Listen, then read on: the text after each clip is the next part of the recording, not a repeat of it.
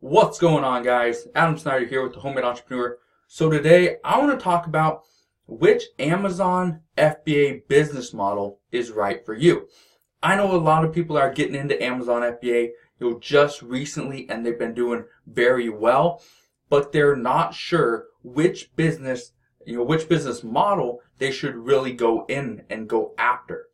Is it private label? Is it wholesale? Is it retail arbitrage? What is it? So there's really four main methods. I'm going to throw in five, okay? I'm going to do five. Now, the only reason I'm even going to give you five, one, I'm pretty much going to nix right off the bat, but it's thrifting. Now, people that are getting into thrifting, so I'm going to talk about these five. I'm going to talk about thrifting, retail arbitrage, online arbitrage, wholesale, and private label. Let's talk about thrifting. So a lot of people, and I tell a lot of people, start with thrifting. Get in, okay? Go to a thrift store, go to a Goodwill, a Salvation Army, something like that, and buy some used books. Buy used books, send them in as used books, and wait for them to sell. The reason I recommend this for people that are just starting out is, one, it gives them the ability to test the platform, to see for themselves in their own eyes that this actually works. Okay, so that's thrifting. Once you get past books and you get into used electronics and stuff like that, now in 2018 and leading up to 2019, that's going to be more an eBay type item. Even for myself, I was always selling used electronics. I was doing extremely well, but towards now in the middle of 2018, towards the back end of it, I'm not going to be doing a whole lot of thrifting for used electronics and stuff like that, simply because I don't want to get my account shut down for whatever reason because I can't provide the receipts or what have you. So thrifting, it's a great option. It's a great opportunity to get in the door. But once you get past used books, I don't think there's really a need or for thrifting and Amazon combining the two. So for me, I'd recommend you stay away from thrifting and sending in new items to Amazon FBA or even some used items, because you can get your account suspended. Okay? A second way is with retail arbitrage. If you don't know what retail arbitrage is, it's simply where you go to a retail store such as Walmart, Target, Home Depot, Costco, something like that, and you buy products, you buy your inventory from them, and you send it off to Amazon's warehouse. Is it a great business model? Yes, it's an extremely profitable business model. I've made a lot of money with retail arbitrage, and that's what I teach a lot of people how to do. Here's the one drawback, is it's very time intensive. What I mean is you have to go to all these individual stores, to Walmart and Target and Costco and Home Depot and Lowe's and Marshalls and Nike, whatever, okay? You go to all these stores and you start scanning stuff. You have your phone. You just start scanning whatever you can. And the problem is, if you don't scan profitable inventory, then you walk out the door with nothing. So you just wasted a bunch of time. Okay? That's one of the drawbacks. One of the benefits to retail arbitrage is that you can get in with very little money. You can get in with $5, $10, $20. It's very simple. You go into a Walmart, you decide, hey, I'm going to buy that Mickey Mouse toy right there for $5. And it sells on Amazon for $16.95. You might make $4 or $5 off of it. Okay? So retail arbitrage is a great business model to get into, but is it the best one for you? Now, one of the other benefits to retail arbitrage is it doesn't take a lot of money to get started. It's very easy, okay? It doesn't take a lot of money. It's very easy to get into. Anybody can do it. But one of the downsides is you have a lot of competition on all the products that you buy, okay? So that's a big downside, is that you're going to be competing with a bunch of people, a bunch of other sellers selling the exact same stuff, because there's nothing that differentiates you between them, because you're all buying from the same place. Okay, let's talk about online. And if you have questions on any of these, let me know down in the comment section below. Also, if you have not yet joined my Amazon FBA exclusive membership group, I talk about retail arbitrage, talk about online arbitrage, talk about wholesale, and I talk about private label. You'll go get in, okay? It's $11.99 a month. I'll put a link to that exclusive membership group down below. You can cancel at any time, so try it for 1 month. If you don't like it, it's not for you. Cancel and you're good to go. So let's talk about online arbitrage. So with online arbitrage, one of the things you gotta understand is that you will need to understand how to stack discounts. So I'm talking about using credit cards, getting cash back, using cashback sites such as Ebates, or using discount sites or coupon sites like Honey or coupons.com. Stacking discounts such as using a Target Red card or going to raise.com and buying a discounted gift card. There's a lot of options there. Okay? So in addition to that, one of the things that you probably need is something called Tactical Arbitrage or OAX-ray.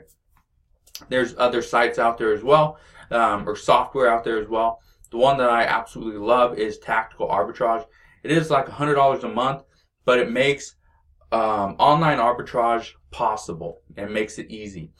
Okay, so again, if you want, you can get a 10-day free trial or 10-day trial for $1 to Tactical Arbitrage. I'll put a link to that down below if you want to try it out. If you don't like it, no harm, no foul. You lose $1. That's it. So, but with online arbitrage, one of the benefits is you're doing retail arbitrage, but you have software that is doing all the stuff for you, telling you what's profitable, what's not, what their rank is, what category it's selling in, what your profit margin is, how much money you're going to make, all this stuff. Okay? So that's one of the benefits of online arbitrage is you can learn and you can benefit from software, you can benefit from tools, as opposed to retail arbitrage where you're pretty much focused 100% on going to a store and scanning with a phone or a barcode scanner or something to tell you what's profitable, what's not. So for time purposes, online arbitrage is much more effective. It's easier to scale a business with online arbitrage than retail, but the one downside, you have to wait for your products. Another one is some online retailers such as Target.com will cancel your orders without notice just because you will look like you are a reseller, or just because you will look like it's maybe a stolen credit card, or you're sending it to some prep center, which is a third-party location, and so they flag it for that. So that's one of the downsides to online arbitrage is can you scale the business? Can you make a lot of money with online arbitrage? Yes. I know a bunch of people that are making a killing with online arbitrage alone, but is that the best business model for you? You really don't know. I'd say start with retail arbitrage, move into online arbitrage, move into wholesale, then move into private label. Let's talk about wholesale. So with wholesale, one of the benefits with wholesale is you're working directly with your manufacturer, with the wholesale company. And the benefit of that is you get the best prices. Okay, you get the best prices. The next benefit is that you can buy larger quantities of products, which means you don't have to replenish. You don't have to go back to a store every week or every couple days. So that's one of the benefits there. One of the downfalls with wholesale is you need more money to start. And I'm not saying you need $10,000 or $20,000. Yeah, it makes it easier. It makes it easier to jump in and really order and get the best deals possible. But do you need $20,000 to get started? No. When I first started, I think I probably spent a few $1,000s in my first order, maybe more than that. I don't remember now, but I know a lot of companies that they only require $250 to $500 your first order, and so you can get into wholesale with $250 to $500. The problem, okay, the cons, one of the downsides to wholesale is you have a lot of products that are sitting there. So if somebody else comes in and they can buy it for a better price, if they found this item at Walmart it was on clearance and they're just clearing them out. Now you have a bunch of competitors, you still have that wholesale product and you've been buying it from the manufacturer, from a wholesale company or wherever, and you still hold that product, but the problem is now you have a bunch of competition and they're undercutting your price. So one of the downsides is you have a bunch of inventory sitting there, which is it's priced too high to sell. So because of that, you got to sit on that inventory or you liquidate and you lose money.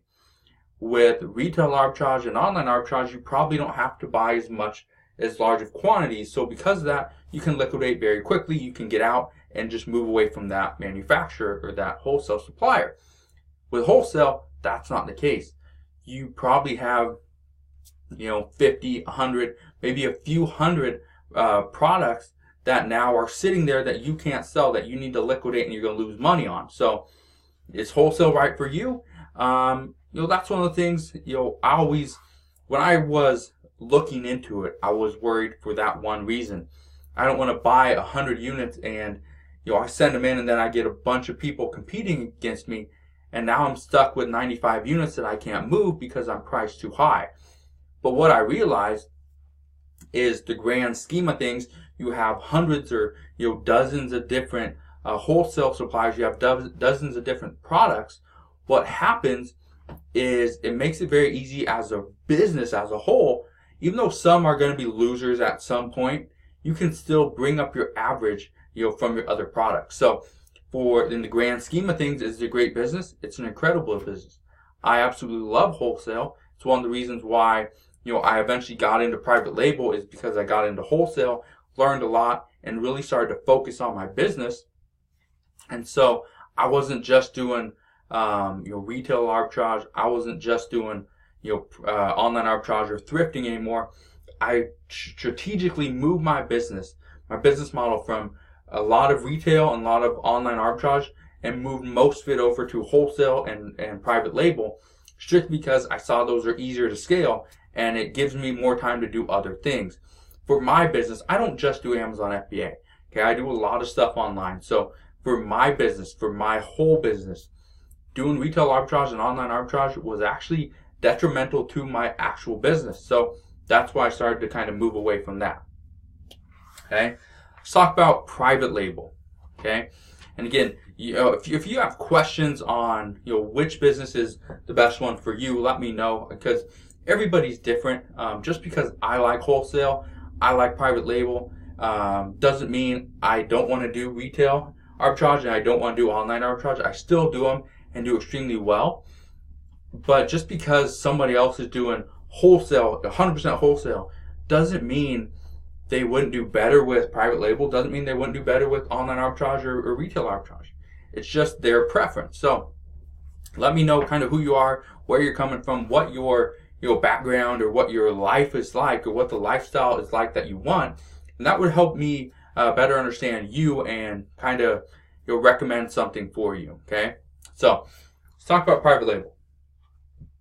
One thing I want you to understand with private label. Now, if you want to get into my Amazon FBA private label course, I'll put a link below, and that link will give you $300 off my private label course. So it's normally $399.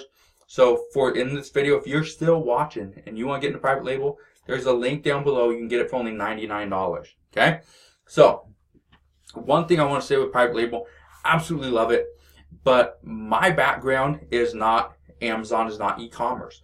My background is internet marketing, okay? SEO, websites, design, stuff like that. So that's what my background is. So because of that, I like to build stuff online.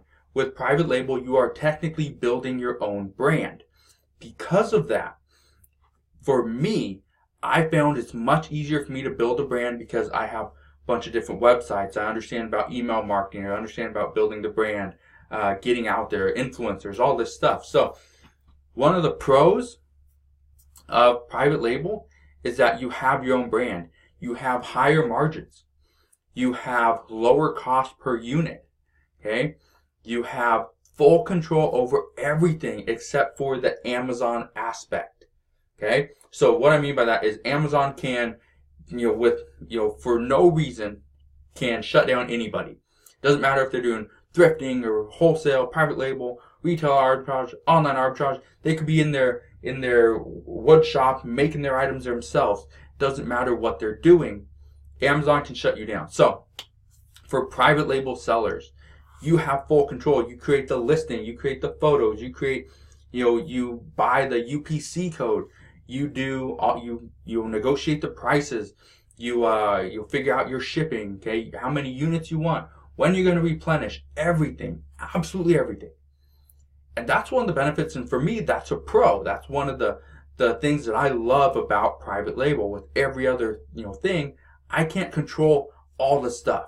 Okay, I can control a decent amount, but not everything. Now, here's one of the drawbacks or the cons to private label is, one, you need a lot more money to start. The reason I say a lot more money is because you have the cost of the product, okay? And that's going to be probably going to be higher than normal cost. With online arbitrage or even retail arbitrage, you might walk out the door of a Walmart or a Target or some store, spending a couple $100s. With private label, you do all the work to figure out the product and which one you think is going to sell really well. Second thing you do is you have to not only pay for the product, you have to pay for shipping. You have to pay for a logo or packaging. Okay? You have to pay to get your item either shipped to you and then labeled, or you ship it to Amazon and pay them to have them label it and prep it. In addition to that, you have all your costs, of course, your FBA fees, whatever. Okay? But then you also have a UPC code you got to buy. You got to pay or either do pictures. So there's a lot of additional costs with private label. That's one of the downsides. Another downside, and I don't want to scare you with private label. I absolutely love private label, and I think it's a great business model to get into. For me, that's the direction of my business. I've already been in private label for a while. I'm pushing close to 45 private label products. Not are all 100% successful, but some are doing extremely well. Some are kind of just floundering around. So it is what it is, making great money. But again, and go get the course. If you're not sure about private label, again, $99 will get you the course. The link will be in the description box below.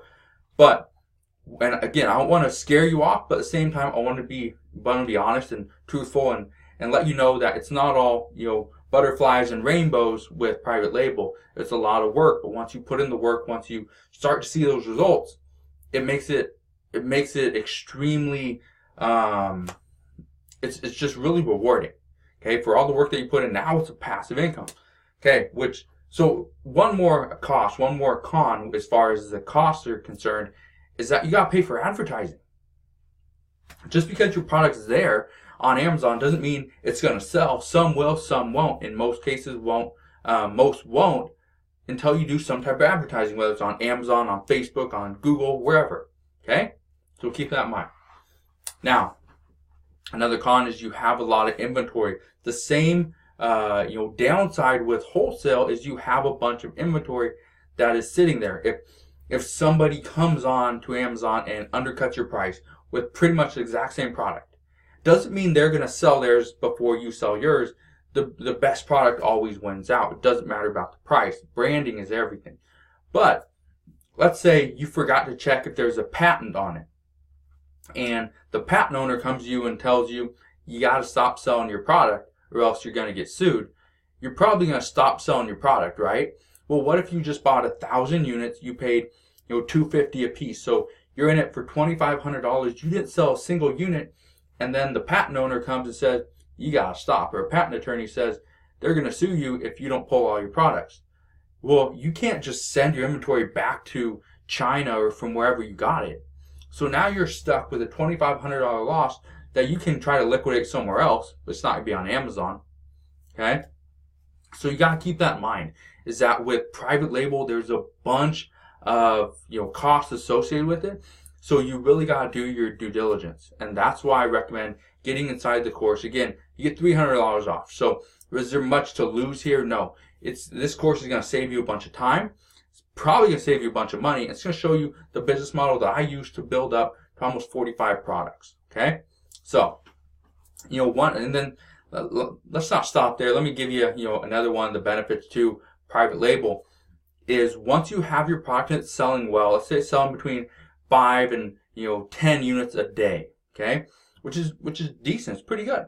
5 to 10 units a day. It's not going to make you a millionaire, but it's going to give you that little chunk of money that you can put into the next product and the next one and the next one, and you can keep it going to eventually have 45 or 100 different products. But let's say, you're doing that, okay? And that's what my course is going to teach you, is exactly what I did. But one of the benefits to that is now you have a somewhat passive income stream, that all you have to do is go back to that same manufacturer and replenish the order. Try to get a better deal. Buy more units, get a lower cost per unit. Save on shipping. Maybe you don't send it directly to yourself. Maybe you send it directly to Amazon or to a third party prep and ship company. And so because of that, it's pretty much all passive. You're pretty much hands off. You're just doing the reordering. Okay, so that's one of the benefits as well. And one more drawback to private label, especially if you're ordering from China and you don't understand Chinese and there's a kind of that language barrier.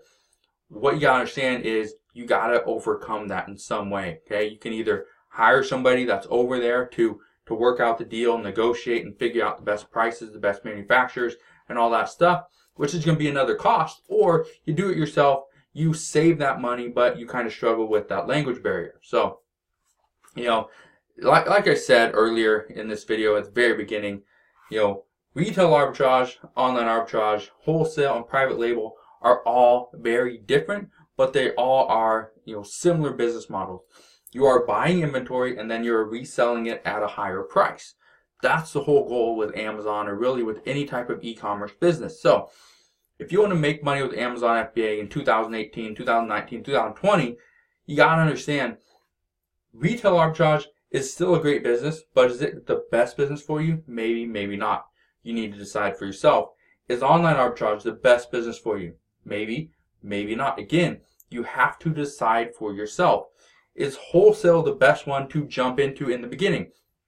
In my opinion, in just my opinion, I don't think it is. Either is private label. What I always say is get into, go buy used books or go to a retail store and buy stuff so that you can send it to Amazon. You can figure out how do you list it inside or using Amazon's system, using that platform.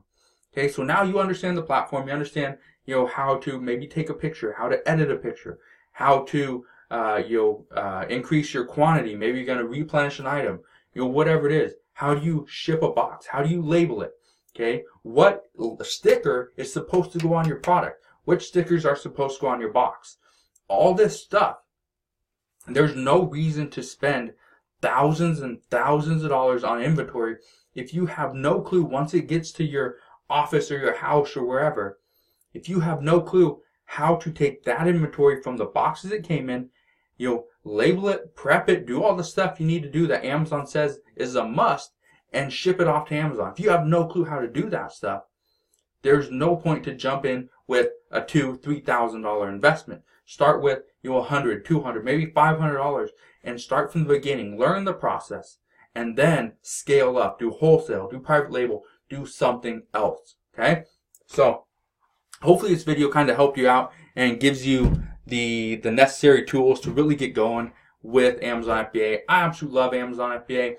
It's an incredible business, but you got to understand there are multiple business models, but you got to choose the right one for you. So like I said, if you have any questions on choosing the right business model for Amazon FBA, let me know. There's a bunch of different options, but not every single one is going to be right for you. So if you have questions, let me know.